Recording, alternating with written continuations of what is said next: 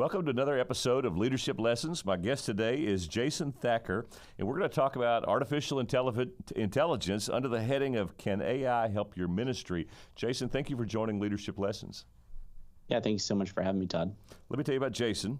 Jason Thacker serves as Assistant Professor of Philosophy and Ethics at Boyce College and Southern Seminary.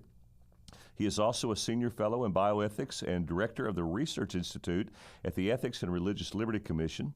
He is the author of several books, including Following Jesus in a Digital Age and The Age of AI, Artificial Intelligence and the Future of Humanity. Jason attended the Southern Baptist Theological Seminary, where he earned his MDiv and is currently a PhD candidate in ethics, public policy, and philosophy. Jason's married to Dory. They have two sons, Hollis and Porter. They are members of Sojourn North in Goshen, Kentucky, proud Kentucky Baptist. He may drink from a Tennessee volunteer cup occasionally, but his heart is in Kentucky. Jason, let's jump right into these questions. As we do with a lot of our guests, we'd love to hear about your salvation story and your sense of calling to ministry. So give us the brief version of how you came to trust in Christ, and then how a call to ministry leadership happened for you. Yeah, you kind of already alluded to it, Todd, but I always like to say I'm a diplomat from the state of Tennessee. I'm a representative. I'm a proud Tennessean. That's where I grew up, just outside of Nashville. Love Kentucky. It's always been a second home to me for many years, especially my wife is from the area. But grew up kind of in and out of the church. We really I wasn't a believer by any means until I was 18 years old. I knew a lot about the gospel. I could tell you a lot of truths and ideas, but I didn't really believe them, especially the nature of sin, until I was 18 years old, and the Holy Spirit gripped my heart on a beach in Florida, of all places, and became a believer. Quickly went on to the University of Tennessee and got involved in the local church, and that's where I fell in love with local church ministry, serving in the church, teaching in the church, just doing whatever I could do, and loving it and growing in that and feeling in that time kind of a stirring towards some type of ministry. I just assumed it was going to be church planting or pastoring. Little did I know what the Lord actually had in mind in terms of ministry and serving the local church through a teaching ministry. Came to Southern Seminary to work on my master's degree. Again, fell in love with the local church and decided I was going to stay here for a while. Met my wife here in Louisville. She's a Kentucky girl. I took her out of Kentucky for 10 years, but I couldn't take the Kentucky out of her. So we naturally, when we had an opportunity to move back, is right about the time I was doing research at the Ethics and Religious Liberty Commission and had an opportunity. I'd been teaching part-time for the seminary and the college, and then they invited me to join the faculty full-time. I'm real honored to be here and serving the churches, especially Kentucky Baptist churches, something I'm a real proud, you've already mentioned, but a real proud Kentucky Baptist. Yeah. It's a real joy to be able to be in this ministry. Jason, I met you, and I think you were still full-time with ERLC, and you gave a copy of your book, The Age of AI, just a great book written at a popular level. I think you've shared, but super, super helpful. So did you attend a Baptist church when you were working on your master's degree at Southern? I did, yeah. We were members. We actually helped to start a church. Well, excuse me, that was when I was working in Nashville. We helped to start a church, but I was also here, part of one of the Sojourn churches in the Louisville area, and then helped to start a couple of the different campuses that ended up becoming fully autonomous local churches here in the Louisville area. So that's what I was doing during the master's program, where I met my wife as well. You're going to have to elaborate just a little on how the gospel came to you on a beach in Florida. Yeah, it's kind of an interesting story. I knew a lot about the church. I'd been in and out of the church a lot. I was invited to a beach reach. It was a big stuff camp. I don't know if they still do big stuff camps, but it was on the beach in Panama City. Yep. And I had heard a pastor preach a message, actually on Proverbs 9 of all places. You don't think in terms of the scoffer and the fool and the wise man, but he preached a really compelling message. And we went out to the beach to do a devotion. And as I was sitting at the beach, just seeing the awe and the wonder and the beauty of sitting on the beach and seeing the waves roll in and reading the scripture, I just finally, I felt this presence of the Spirit just show me that I was a sinner. I'd always knew about sin, but I always thought that was other people doing really bad things, not realizing that one of the sins I had was pride and kind of arrogance, thinking that I could kind of do this by myself. And the Lord really showed me that that was not the case. And that I was a sinner in need of grace. And that's where the Spirit really captured my heart, right there on the beach in Florida, and then went on and immediately jumped into some type of ministry, interning at our local church and things. And so those two things kind of corresponded in the sense of coming to faith and some feeling of just loving the local church and realizing the centrality of the local church. And now I get to teach that, even as I teach ethics and theology and philosophy about the centrality of the local church and the mission of God. our listeners will be really glad to hear about Beach Reach having an impact with you. We have a bunch of campus ministers on our staff. They go to Florida every year and take a group of students with them and just do praise God for that. Incredible gospel work during spring break.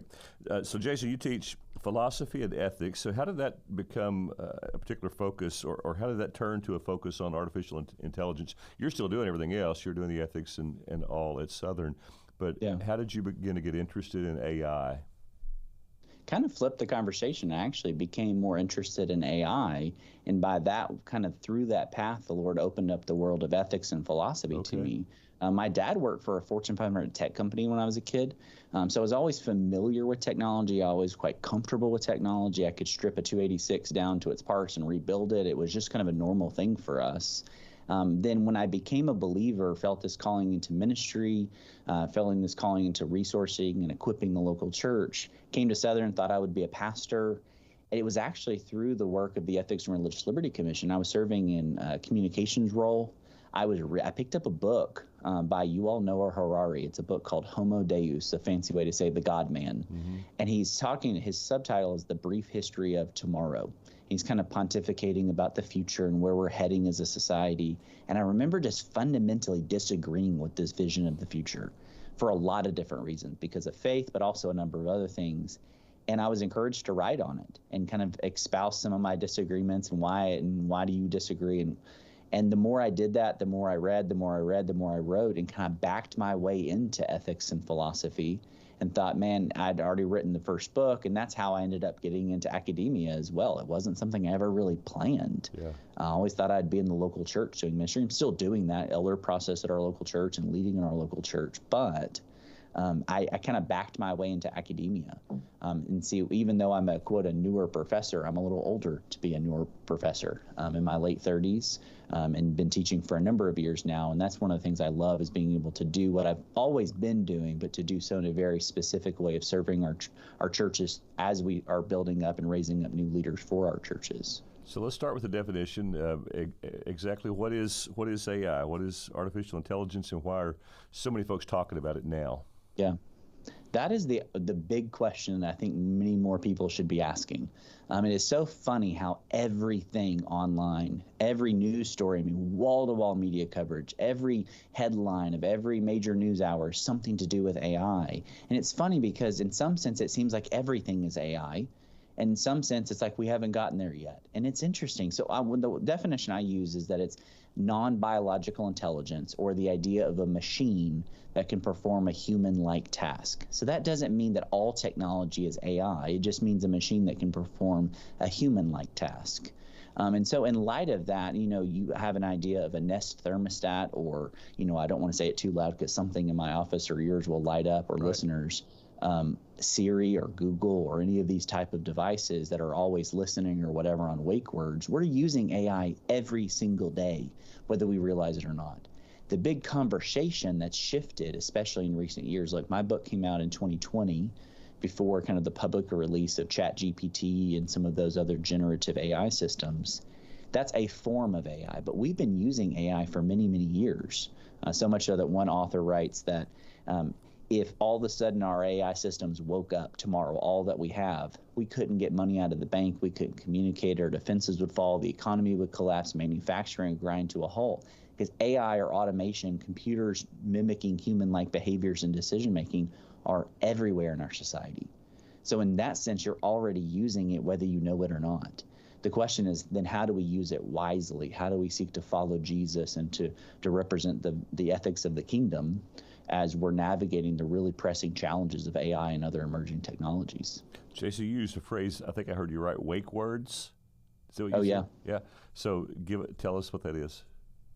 Yeah, so thinking of any of the digital assistants you may have, like a Google, a Siri, an Alexa, a wake word is something that they're trained to kind of wake up to. So you may see like a little spinning ball or something like that, or a color it says, or they ask and say, what did you say? What did you mean? Yep. And they're a wake word is just a way they're always listening. The microphone is always on, and we need to know that from a privacy perspective. But in that way, these systems they'll wake up and they're ready to, quote, serve you or to answer questions or to do whatever you need them to do. And so that's what they mean, is that you have a lot of these smart devices which is a good way to think about it. Anything that's considered a smartphone or a smart device or a smart appliance. The smart part is the AI. It's some type of algorithm or artificial intelligence system that's driving kind of the smart personalization features, from social media that you use to thermostats on your wall. AI really is everywhere in our society already. So that's how Facebook knows when my wife and I are having a conversation about where to go out for dinner. It starts popping up restaurant ads. All sorts of fun stories about that. So you're saying that AI is already everywhere in our everyday lives. Could you just give a few examples? I think you've already mentioned several, but maybe share a few others. A lot of what you see in terms of like personalization online, in the sense of ads that are tailored for you or your social media feed, a lot of times many of this is kind of being dispelled as a recent, but the things that you see online, whether it's here on Facebook or whether you see it on your social media feeds in terms of X or Instagram or TikTok or any of those type of things, these For You pages are cultivated or crafted by an algorithm to say, we think you would want to see this, or in some sense, we also want you to see this, whether you want to or not. We're exposing you to certain ideas. You see that in terms of social media and communications. We see this in manufacturing. We see this in the automation. Even here in Kentucky, the new Blue Oval City that they're creating just down the road on I-65, they're going to be utilizing a lot of automated tools, a lot of automation in terms of assembly lines, things. Those are types of artificial intelligence, all the way over to smart appliances, smart cars, self-driving technology, anything that's automated in that sense, where a machine is making that human-like decision. That's typically using some form of artificial intelligence. And we haven't even talked about ChatGPT. We haven't even talked about the video and the audio generation that's able to take place now at a moment's notice to make people say and do things they never did or said, or to create immense amounts of text from some people using it, I think, in unethical ways in terms of sermon production, all the way over to kind of mundane uses of church bulletins and copy for those type of things. You see kind of a plethora and a use of AI. It's really everywhere. And the question is not just how do we use this tool better, but I think it is actually a better question to say, how is this tool using me? How is it shaping my understanding of God, myself as a human being, as well as the world around me? So maybe you take this, answer this question however you think best. So the question is, why should Christians care about AI? A better question could be, why should Christians be concerned? Or maybe, what should Christians be thinking about when it comes to artificial intelligence? I think all of those things are true. Not only should we be questioning, some things we should very much be concerned about, and other things we just need to slow down and ask hard questions. One of the central questions to ethics, and really just the central question to the Christian life, is just because I can do something, should I? We can do a lot of things, but the question is, should we? Is this good for us? Is this going to contribute to human flourishing? Is it going to uphold human dignity? And those are big claims, but I also would say that AI is being used in some pretty consequential ways. You think of things from warfare to work to education, to ministry, to a lot of different areas where we say, man, this stuff really matters. And so if we have to kind of understand the nature of technology, that these things, and many of us, I think, still kind of operate in the sense, it's just a tool. We can use it for good, we can use it for ill. It's just a tool. And I would say, yes, it is a tool, but it also is doing something to you. It's shaping us, it's forming us, kind of like the old adage, when you have a hammer, everything looks like a nail. That hammer, when you place a hammer in your hand, you naturally want to hit something. Why? It's designed for that. Neil Postman, the sociologist and media ecologist, he extended that on an old adage and said, when you have a computer, everything looks like data, or when you have a pencil in your hand, everything looks like a sentence. These tools do something. They're not neutral in that sense. They're not good, all good with a little bit of bad. They're not bad with all a little bit of good mixed in, and they're definitely not neutral. They're shaping us. They're forming us. AI is doing the same thing. Especially what I think is one of the most central questions that we should be asking is, and many are today, is what does it mean to be human? That central question of ethics, that central question of the Christian life, is especially pertinent in the conversations with AI, because you do have a machine performing a human-like task. So does that mean that we're like a machine? I think I would say no from a biblical perspective. So then how do we define what does it mean to be human, especially in the age of AI and the age of machines? And Jason, those are questions you're helping students think through at Southern Seminary and Boyce College, and those students they're blessed to get to sit through your teaching and kind of have those discussions. I heard you say that we should be thinking about just because we can do something with AI doesn't mean we should. So, and then I heard you mention some things that help you think through that decision. Does it promote human flourishing?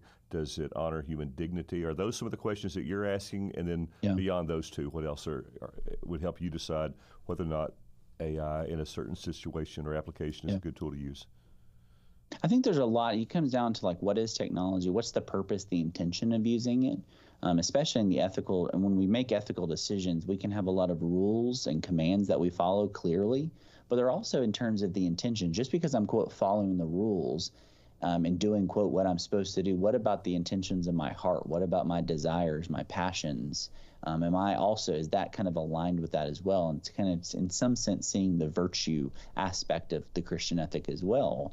And so I think you start to have to ask a number of questions. One, the intent of using something, as well as this doesn't mean you just kind of completely say, head in the sand, we're not going to talk about this, we're not going to deal with this.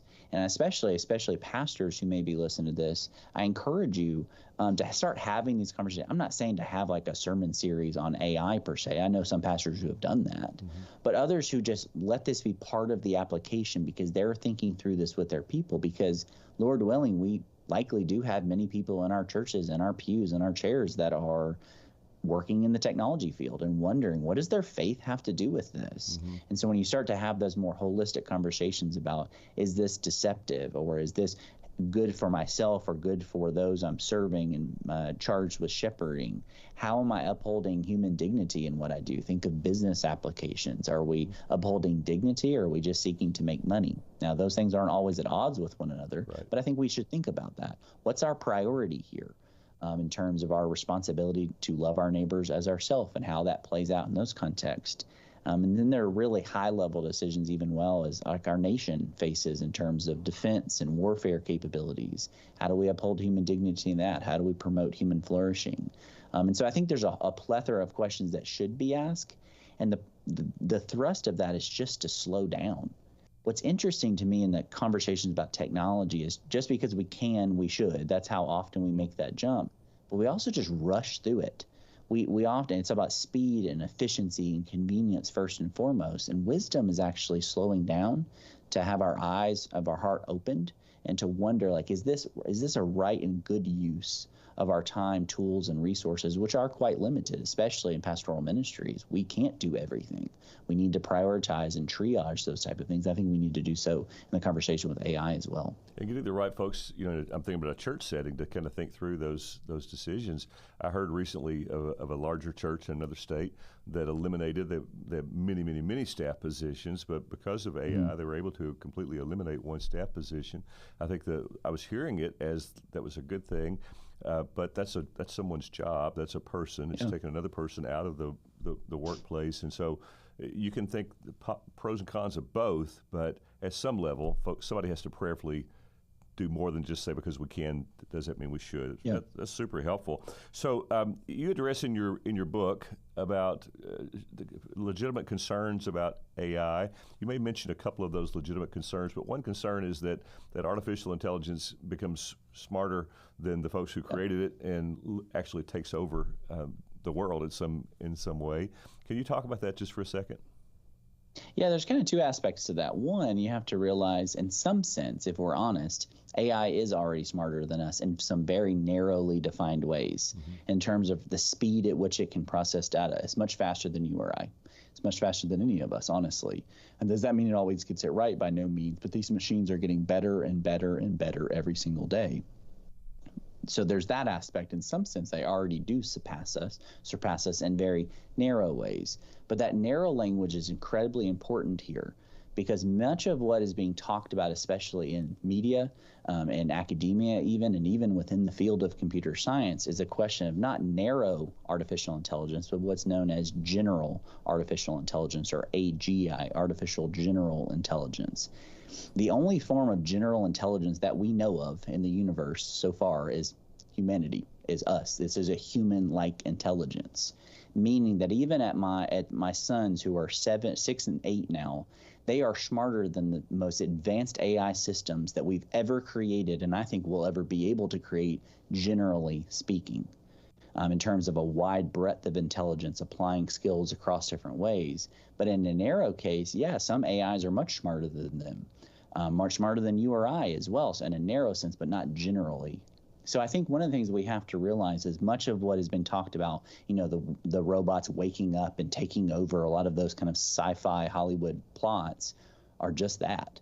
They work well on the silver screen, but they're actually not really speaking to some of the philosophical as well as the ethical contours that I think we need to be considering. I think there's a lot of good philosophical reasons to say that we can't create human-like intelligence. But I also think we need to be thinking deeply about, okay, what happens when you have a machine that can mimic human intelligence? Mimic is the key word at a really high level. How do we think through some of those ramifications? But in many ways, we're quite a far ways off, despite what some will say, especially like an Elon Musk that says we'll have it by the end of the year. I don't think that's the case. You do have very advanced AI machines. So I think a lot of the fear tactics or a lot of the kind of dystopian future vision of AI, let's have those conversations. But we also have to realize there are other applications of AI that I think are just as or maybe even more important for us to be having those kind of debates right now in the church, in our communities, as a nation, and even as a global community, to be thinking through some of those ramifications that I think are a little bit more pertinent and a little bit closer to the chest right now. All right, so very practically, just because we can doesn't mean we should. Should a pastor use AI to find the best sermon illustration for his message, to do the research, to actually write his sermon, putting in some criteria, write his paper for you at Southern Seminary or Boyce College? So deal with some of those and help a pastor or ministry leader think through use of AI. I think the big question, again, is just because you can, should you? Right. So what's the intent? What's the purpose? What's the goal? I especially think of a pastor. I mean, it's not lost on me. I'm in the elder candidate process at our church right now, but I also know our pastors very, very well. Our church is small. We're a very small church of maybe a couple hundred people at most, and that's large in some contexts as well.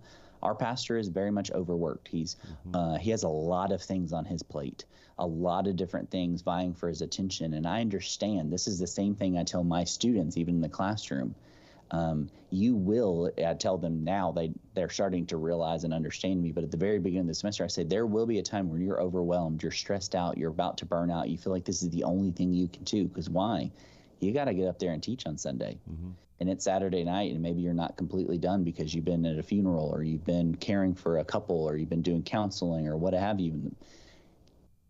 That Sunday's coming. And so I understand the pressure that we're often in. But I think even in the art of preaching, preaching is not just simply dispensing information to people. I always had a pastor who used this illustration. It's not just looking at the scriptures and then just dispensing good information, ever how helpful that information can be.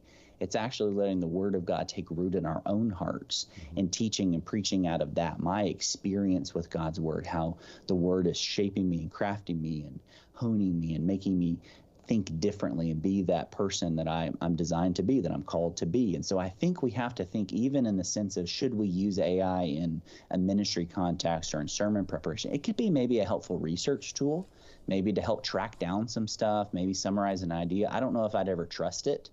There's more than enough stories to tell you that AI makes stuff up all the time. And so I don't trust it. And even then, I would go to trusted commentaries before I would go to an online sermon prep tool using AI. Why? Because there's bias. Nothing is neutral in that sense. There's viewpoints. There's different interpretive methods. There's all these things that go into things that pastors already know. You amplify that with AI. And so I think we need to be aware of that. But our people, I think, want to hear from us. They want to know this is a human being that is preaching and teaching to me. This man of God who's been shaped by God's word is preaching and teaching. So sometimes you're going to lay a dud. I remember I had a pastor years ago that said, look, you're going to get up there and lay a big egg one day, but we love you. We care about you. We'd rather you do that than pipe in the sermon that's not yours, whether it was a machine's adaptation, some message, or someone else's. deception, plagiarism, those things are wrong. So I think, could it be used in a research capacity? Yeah, I think there's some wisdom in that, maybe some helpfulness. But in the sense of substituting for the hard work of ministry, it would be a non-starter for me. And Jason, every seasoned pastor listening would say yes, those and those weeks that you've described, and they've had to get up and preach. After a week like that, with their message half-baked, they've seen God do things through that simple message that they may not have seen at other times. You can't make that your regular pattern, but the Lord shows up when we depend on Him. So you've actually said that Southern Baptists aren't always known for taking the lead, especially in these types of issues, but the SBC has actually given leadership here. Can you tell a little bit about that? Yeah, back in 2019, I was working for the Ethics and Religious Liberty Commission full-time in our research area, and we launched the first ever faith-based statement of ethics of AI. It was an article, and I think we're going to post it here. It was at erlc.com/AI, and it was a statement, a faith-based statement. It was actually the very first faith-based statement ever, beating, in some sense, the Roman Catholic Church by about 6 or 9 months before the Rome Call for AI Ethics came out. So we were the first Southern Baptist, that is, religious body to speak to the ethics of AI. It was signed by over 70 evangelical leaders from across the nation, different denominations and different groups, speaking to say, look, this matters, especially in terms of the image of God, how we think through human dignity, but also how we think about the goodness of work, the goodness of rest, when we think about gender and sexuality, when it's funny to even say that, because sometimes I think we think AI, those are the tech issues. What I want to say is that when we look at all of life, from gender and sexuality to religious freedom to human dignity to justice issues all across the board, an element of these things has related to technology. And that's what we were doing back in 2019. My book comes out in 2020. And then just a couple years after that, in 2022, the SBC at our annual meeting in New Orleans, Louisiana, adopted the first ever denominational statement, a resolution that was overwhelmingly passed by the messengers of the room, speaking to the reality. Nothing is neutral. How do we think through these things? Deception is wrong in terms of passing something or someone's ideas off as your own. Thinking through, how do we navigate this from a place of faith? How does our faith interact with these things? And how do we think through these things distinctly as Christians, and in that sense, distinctly as Baptist, navigating some of those really pressing, challenging questions that we're facing today as a society? Jason, people can read your books, and they should. You're a great writer, and you love this topic. Where can people hear you? Do they have to roll in classes at Southern, or is there a place where you're sharing some of your thoughts in a more public way? You can always join us here on the campus of Southern Seminary and Boyce College, but probably the easiest way is just jasonthacker.com. I write there pretty regularly. Okay. That's typically where I post a lot of different things. I obviously teach. I have my books. There's a number of books and things like that listed there as well. I used to have a podcast, and a lot of the archive is still available on the website, and still doing some different media appearances and things, especially as I'm finishing out a couple major writing projects right now. But jasonthacker.com is probably the easiest way, and then boycecollege.com, obviously what we do here on the campus matters as well. We're only going to have more conversations about AI. One of the presidential candidates has mentioned creating a position for AI if elected as president. I've heard something about the amount of electricity that AI uses to generate, absolutely ridiculous amounts of electricity. So it's not something that's going away. So let's talk about real human intelligence and human interaction. Jason, tell us about someone in your life who has influenced you in terms of a leader, someone that you've wanted to model your own leadership after, or someone who is just a leader to you that really had a positive impact on you. You know, Todd, I think about that question, and there's so many men and women who have held those kind of positions. Somebody who's right on the top of my head is my pastor.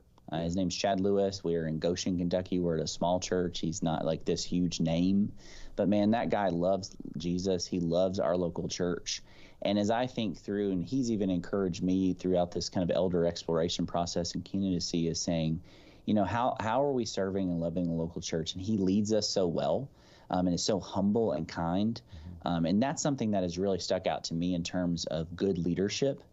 Sometimes, he doesn't have a raging social media profile and all these kind of things, but man, he just loves the Lord. He loves the local church and is relatively unknown in some ways, and is someone that I have the most immense respect for and just looking to him, especially as he loves our people so well. And that's something that I really tried to model, not only in my academic ministry in terms of the classroom, but also in our local church as well, following his example, someone who's humble and kind and just loves the Lord, and is really dedicated to pushing forth the mission of God, especially in our local community. Jason, I'm grateful for you and your ministry and how God has shaped you to bring you along to think through things that many of us need to be thinking about and hearing about. Thank you for your writing ministry, your teaching ministry at Southern, and Boyce, your involvement at Sojourn Church in Goshen. But I can't help but be thankful for the students for generations to come who will sit under your instruction and be encouraged to think through some of these matters as well as issues of ethics and the like. Thank you for your ministry, and thank you for joining Leadership Lessons. Yeah, thank you so much for having me, Todd. Thanks for listening to Leadership Lessons. An audio podcast of this program is available on both Apple and Android devices. The Kentucky Baptist Convention was created by churches, for churches, to help churches reach Kentucky and the world for Christ. For more information about the KBC and the cooperative program, which fuels our ministry, go to kybaptist.org. We'll see you next time on Leadership Lessons.